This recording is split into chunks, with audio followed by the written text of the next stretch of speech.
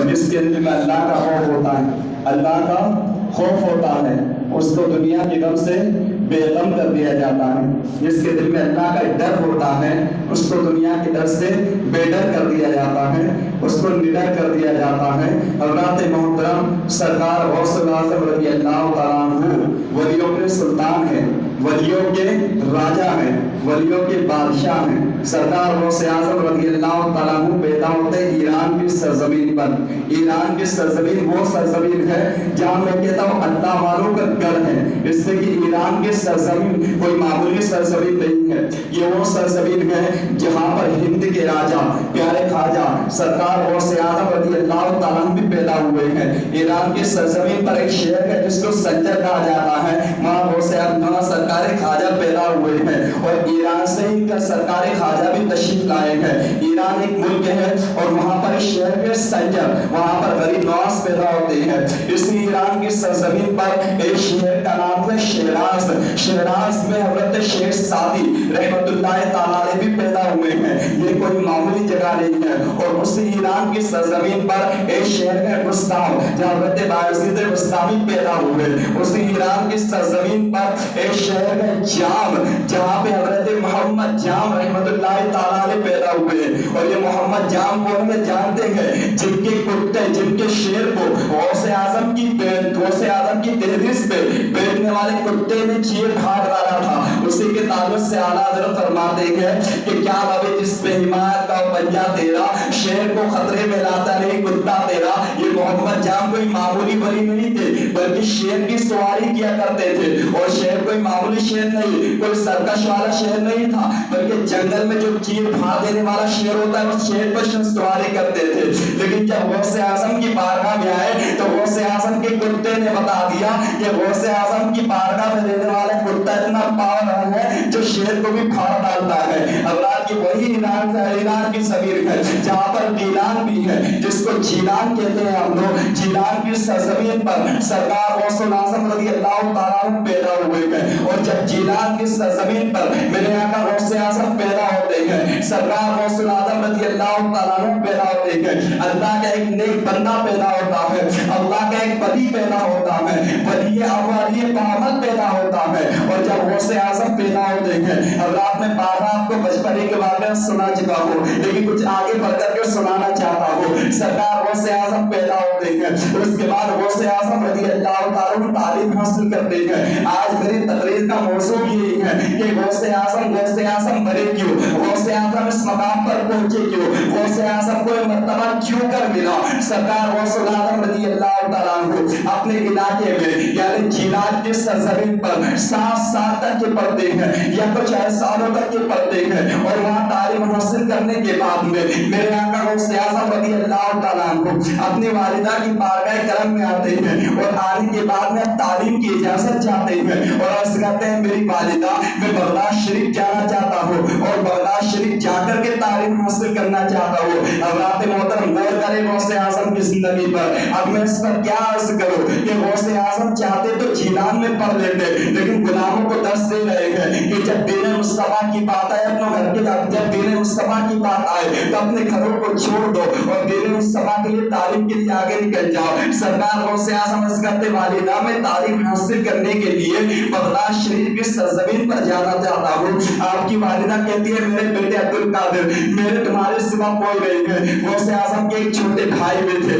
اللہ بڑے بھائی تھے، اور ان کے والد نے 80 دینار ترکے میں چھوڑے تھے۔ آپ کی والدہ کہتی ہے 80 دینار تیرے باپ نے تمہارے باپ نے ترکے میں چھوڑے گئے، 40 دینار تمہارے گئے، 40 دینار تمہارے بھائی کے گئے۔ اور آپ نے جیسے واقعہ سنے ہوگے کہ سرکار غوث اعظم کی والدہ وہ 40 دینار ان کی صدری کے نیچے 6 سے لیتی ہے اور سرکار غوث اعظم کو قافلے کے ساتھ روانہ کر دیتی ہے۔ پہلے گاڑیاں نہیں چلتی تھی، پہلے ٹرینیں نہیں چلتی تھی، پہلے ہوائی جہاز نہیں ہوتے تھے، بلکہ پہلے جو ہے نا قافلے جایا کرتے تھے۔ اب بغداد کی شرف بغداد شریف کی طرف جو قافلہ جاتا ہے غوث اعظم اس قافلے میں شامل ہو جاتے ہیں اور بغداد کی سرزمین پر پہنچتے ہیں اور بغداد کی سرزمین پر پہنچنے کے بعد میں مدرسہ نظامیہ میں اپنا داخلہ لیتے ہیں۔ اب رات اب دیکھیں غوث اعظم کی زندگی کو دیکھیں، کسی کو یوں ہی مقام نہیں ملتا، کسی کو یوں ہی مرتبہ نہیں ملتا۔ سردار غوث اعظم رضی اللہ تعالیٰ عنہ جب بغداد کی سرزمین پر پہنچتے ہیں، مدرسہ نظامیہ میں پہنچتے ہیں تو 7 سالوں تک سردار غوث اعظم مدرسہ نظامیہ میں تعلیم حاصل کرتے ہیں اور غوث اعظم رضی اللہ تعالیٰ عنہ تعلیم حاصل کرنے کے بعد میں، اور یہ تعلیم حاصل کرنا کوئی معمولی نہیں ہوتا، بڑے کٹھن اوقات اس میں آتے ہیں۔ 7 سال کے بعد میں جب تعلیم حاصل ہو جاتی ہے، جب تعلیم مکمل ہو جاتی ہے، جب عالم بن جاتے ہیں تو اس کے بعد میں وہ نکل جاتے ہیں۔ اب چاہیے تھا کہ اپنے گھر چلے جاتے، اپنی والدہ سے مل لیتے، پرانے جیلان چلے جاتے، لیکن غوث اعظم نے جب تعلیم حاصل کر لی تو اب مدائن چلے گئے اور مدائن کے جنگلوں میں جا کر کے لینے لگے اور اس جنگلوں میں عبادت الہی میں مصروف ہو گئے۔ رات کو بھی اللہ کی عبادت کرتے، دن کو بھی اللہ کی عبادت میں مصروف رہتے۔ مدائن کے جنگل میں سرکار غوث اعظم نے 1-2 سال نہیں بلکہ 25 سال تک اللہ کی عبادت کی، 25 سال تک اللہ کیا، رات و دن کو عبادت کرتے ہیں مکمل، اور جب 25 سال مکمل ہو جاتے ہیں اللہ اکبر، حضرات محترم غور کرے غوث اعظم کی زندگی پر، اور یہ غوث اعظم کوئی معمولی شخصیت نہیں تھے، ایسا نہیں تھا کہ گھر سے کوئی غریب تھے تو ماں باپ نے اٹھا کر کے مدرسے میں داخلہ کر دیا، نانا غوث اعظم اس زمانے کے سب سے امیر آدمی تھے، اس زمانے کے سب سے بڑے بزنس مین تھے۔ سردار غوث اعظم رضی اللہ تعالیٰ عنہ کا حال یہ ہے، آج ہمارا حال یہ ہے کہ تھوڑا پیسہ آ جاتا ہے، تھوڑا مال آ جاتا ہے تو ہمارا انداز نرالا ہو جاتا ہے، ہمارا انداز چینج ہو جاتا ہے، ہمارا انداز تبدیل ہو جاتا ہے، انداز بدلتا ہوا نظر آتا ہے۔ جب پیسہ آتا ہے تو ہم کسی کو کچھ نہیں سمجھتے ہیں، اللہ پر ہم سال بھر کی طرح زندگی گزارتے ہیں۔ اگر آپ ہمارے پاس پیسہ آ جائے گا تو ہمارا حال یہ ہے اللہ پر کہ میرے آدمی 5 وقت کا نمازی ہوا کرتا ہے، 5 وقت کی نماز پڑھتا ہے، اور جب پیسہ آتا ہے اس کا کاروبار بڑھتا ہے، اللہ پر کاروبار بڑھنے کی بنیاد پر 5 وقت کا نمازی اب 4 وقت کی نماز پڑھتا ہے، پھر ایک وقت ایسا آتا ہے کہ وہ 3 وقت کی نماز پڑھا جاتا ہے، ایک وقت ایسا آتا ہے کہ 2 وقت کی نماز ہو جاتی ہے، ایک وقت ایسا آتا ہے کہ 5 وقت کی نماز غائب ہو جاتی ہے، جمعہ بچتا ہے، اور ایک وقت ایسا آتا ہے کہ جمعہ کی نماز میں بھی اعلیٰ کاری ہوتی ہے، یار آج چھوڑ گیا، آج میں کام میں مصروف تھا۔ حضرات یہ دولت ہوتی ہے ایسی چیز ہے کہ انسان کو اتنا مصروف کر دیتی ہے دنیا میں کہ اس کو اللہ سے دور کر دیتی ہے، معاذ اللہ، اللہ اکبر۔ لیکن یہ غوث اعظم رضی اللہ تعالیٰ عنہ ہے، کوئی غریب فقیر آدمی کا نام غوث اعظم نہیں ہے بلکہ امیروں کے سردار کا نام غوث اعظم ہے۔ غوث اعظم کی شان یہ ہے کہ اس زمانے کا جو بادشاہ تھا اس سے بھی مہنگا جبہ غوث اعظم اپنے تن پر پہنا کرتے تھے، یہ غوث اعظم رضی اللہ تعالیٰ کی شان تھی۔ غوث اعظم کہا یہ تھا کہ جو چیز بادشاہ کی خریدنے کی اوقات نہیں تھی وہ چیز غوث اعظم خریدا کرتے تھے۔ ایک مرتبہ ایک شخص کپڑا بیچنے کے لیے آتا ہے اور جب کپڑا بیچنے کے لیے نکلتا ہے تو غوث اعظم کے دربار کے قریب سے گزرتا ہے اور روتا ہوا نکلتا ہے۔ غوث اعظم اپنے خادم سے کہتے ہیں اس کو بلا کر کے لا، جب بلا کر لایا گیا غوث اعظم نے رونے کا سبب پوچھا تو اس نے کہا معاملہ یہ ہے کہ بادشاہ کے لیے کپڑا تیار کروایا تھا، اور جب کپڑا تیار کروایا اور بادشاہ کو بیچنے کے لیے گیا تو بادشاہ نے دینے سے انکار کر دیا۔ غوث اعظم نے فرمایا کیوں دینے سے انکار کیا؟ تو وہ شخص کہتا معاملہ یہ تھا کہ کپڑا اتنا مہنگا ہے کہ بادشاہ کہنے لگا بہت مہنگا کپڑا لے جاؤ، ہمیں نہیں لینا۔ سرکار غوث اعظم فرماتے کتنا مہنگا ہے؟ تو وہ شخص کہتا ہے کپڑے کو بچھا دو، کپڑے کو بچھا دیا گیا۔ بچھانے کے بعد بیٹا ہے اس پہ سونے کے سکے جما دیے جائے اور سونوں کے سکے سے اگر یہ بھر جائے اتنی قیمت کا یہ کپڑا ہے۔ اللہ پر غوث اعظم اپنے خادم سے کہتے ہیں اس کو اتنی قیمت دے دو اور کپڑا دے دو۔ یہ غوث اعظم کی شان تھی، اتنے امیر و کبیر تھے، اتنے دولت مند تھے کہ بادشاہ بھی خرید نہیں سکتا تھا، وہ کپڑا غوث اعظم خریدتے تھے۔ اللہ اکبر، اتنا مہنگا اتنی قیمتی جبہ پہنتے تھے کہ ان کے قیمتی جبے کو دیکھ کر کے لوگ اشش کر اڑتے تھے۔ सरकार गौसे आज़म एक मरतबा कपड़ा खरीदते हैं, महंगे से महंगा कपड़ा। हम क्या खरीदेंगे? 1000 रुपए का, 2000 रुपए का, अगर पहन लेंगे तो लाख रुपए का। लेकिन ये गौसे आज़म रज़ी अल्लाह तआला अन्हु कपड़ा खरीदते हैं और कपड़ा सिलवाते हैं, और जब कपड़ा सिलवाते हैं टेलर के पास में जाने के बाद अल्लाह पर दीन का भी ख्याल रखते हैं, दुनिया का भी ख्याल रखते हैं, दीनदारों को खुश करते हैं, दुनियादारों को माल देते हैं। अल्लाह पर जब कपड़ा सिलवाने के लिए टेलर के पास में जाते हैं, दर्जी के पास में जाते हैं, तो गौसे आज़म से वो टेलर कहता है, दर्जी कहता है या गौसे आज़म, ये अब्दुल कादिर जिलानी, मामला ये कि आपका कपड़ा थोड़ा कम पड़ गया है, अगर मैं सिलूंगा तो एक आस्तीन का कपड़ा बच जाएगा।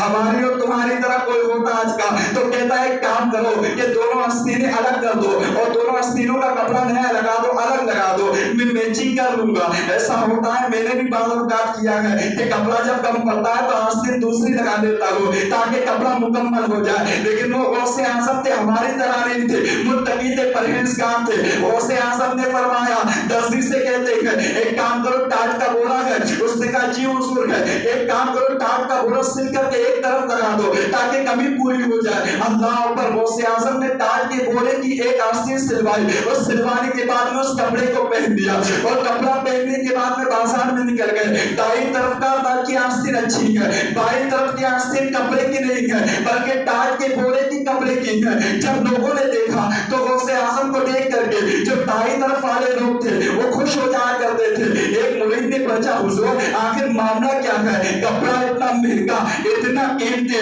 लेकिन दाई तरफ का अच्छा है और बाई तरफ का टाट के बोरे का है, आखिर वजह क्या है? तो गौसे आज़म फरमाते हैं, दाई तरफ का जब अच्छा तो लोग देखेंगे, जब बादशाह वक्त देखेगा तो उसको हैरत होगी कि गौसे आज़म भी इतना महंगा कपड़ा पहनते हैं, अब्दुल कादिर भी इतना महंगा कपड़ा पहनता है। और जब बाई तरफ का मैं देखूंगा तो मेरे नफ्स में मलामत करूंगा ताकि मेरा नफ्स भी दबा रहे, बादशाह को भी मार दूंगा, नफ्स को भी मार दूंगा। ये गौसे आज़म रज़ी अल्लाह तआला की जिंदगी है। इतने अमीर कबीर थे लेकिन दुनिया में मुस्तग़रक नहीं हुए, दुनिया को भी तरक्की और दीन को भी आगे बढ़ाया, दीन मुस्तफा का भी काम किया।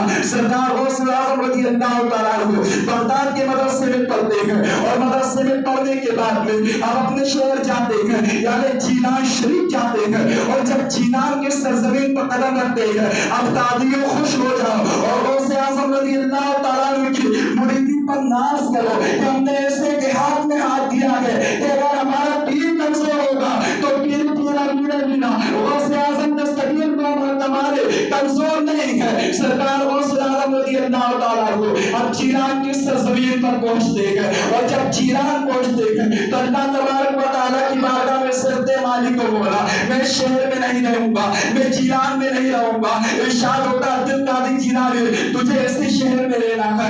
अर्ज करते मालिक को बोला, यहाँ पर बदमाश लोग रहते हैं, औबाश लोग रहते हैं, यहाँ पर टपोरी लोग रहते हैं, आपकी लैंग्वेज में कहो तो आपके सलाम में कहो तो मैं यहाँ पर नहीं रहूंगा। सरकार गौसे आज़म ने जब ये कहा, इरशाद होता है अब्दुल कादिर तुझे इसी शहर में रहना है, ये शहर तेरे लिए ही बनाया गया है। तो गौसे आज़म अर्ज करते मौला, मैं शहर में शर्त पर रहूंगा। गौसे आज़म जब ये कहते हैं, अल्लाह इरशाद फरमाता है अब्दुल कादिर शर्त बता, कहा मेरी एक शर्त नहीं है, मेरी 70 शर्तें हैं, 70 शर्तें कबूल करेगा तो मैं इस शहर में रहूंगा।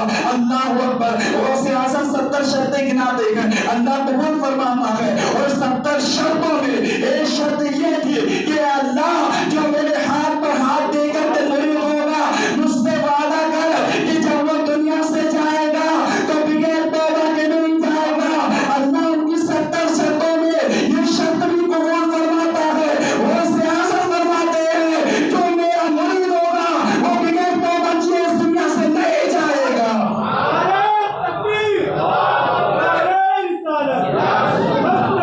इससे बड़ी खुशखबरी की बात क्या होगी? इससे बड़ी खुशखबरी की बात क्या होगी कि गौसे आज़म ने हमारा बेड़ा पार कर दिया दुनिया में।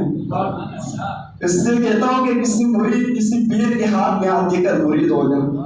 कोई ढंग का पीर देख लो, कोई आलिम बाबा देख लो, उसके हाथ में हाथ दो,